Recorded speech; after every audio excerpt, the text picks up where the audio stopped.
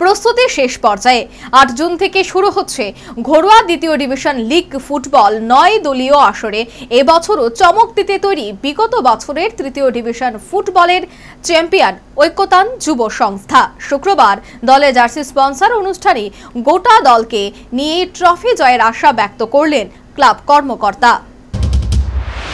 ১৫ দল নিয়ে শেষ হয়েছে তৃতীয় ডিভিশন। এবার দরজায় কড়া নাড়ছে দ্বিতীয় ডিভিশন লীগ ফুটবল। আগামী ৮ জুন থেকে উমাকান্ত মিনি স্টেডিয়ামে শুরু হচ্ছে ৯ দলীয় আসর।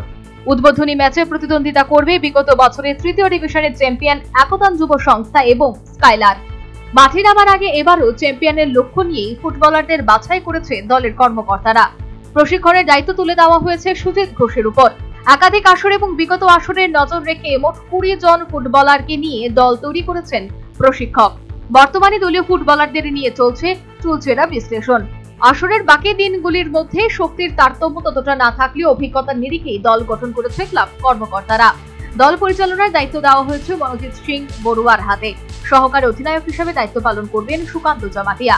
শুক্রবার সন্ধ্যায় ক্লাব প্রাঙ্গণে অনুষ্ঠিত হলো দলের জার্সি প্রদান অনুষ্ঠানে ক্লাব সভাপতি অধিরাজ দত্ত বলেন, এবার উমাকান্ত মাঠে উৎকর্ষতার পরিচয় দেবে দলীয় ফুটবলাররা। ক্লাব যেহেতু প্রতি বছর রাজধানীর বুকে শারদীয়া দুর্গাপূজার আলোড়ন তৈরি করে, ঠিক তেমনি এবার তাদের পরিকল্পনা নেশামুক্ত ত্রিপুরা করার। ডিভিশনে আশানুরূপ ফল করে আমরা বি ডিভিশনে উত্তীর্ণ হয়েছি।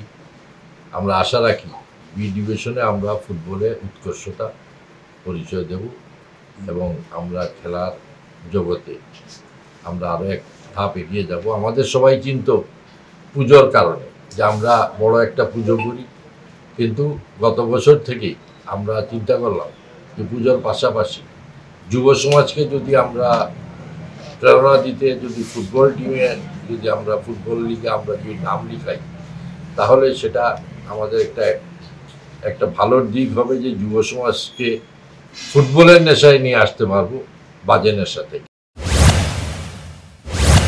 সাংবাদিক সম্মেলনে অন্যান্যদের মধ্যে উপস্থিত ছিলেন দলীয় কোচ সুজিত ঘোষ, সচিব সঞ্জীব সাহা সহ অন্যান্যরা। প্রত্যেকেরই আশা প্রথমে অংশ নিয়ে দ্বিতীয় ডিভিশনে চমক দেখাবে ঐক্যতান যুব সংস্থা। Bureau report, news vanguard.